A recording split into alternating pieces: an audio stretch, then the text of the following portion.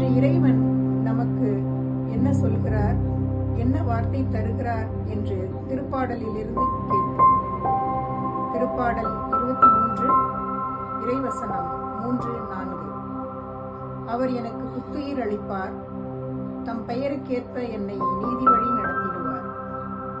மேலும் சாவின் இருள் சூழ் பள்ளத்தாக்கில் நான் நடக்க நேர்ந்தாலும் நீர் என்னோடு இருப்பதால் எத்தீங்கிற்கும் அஞ்சிடேன்.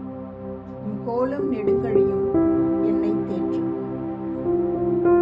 ஆம் சகோதர சகோதரிகளே, நம் வாழ்வில் எவ்வளவு இடர்கள், இன்னல்கள், துன்பங்கள் வந்தாலும் இறைவனின் உடனிருத்தலும் வழி நடத்தலும் நம்மை அத்துன்பங்களை தாங்கி வெற்றி கொள்ள வல்லமை தரும்.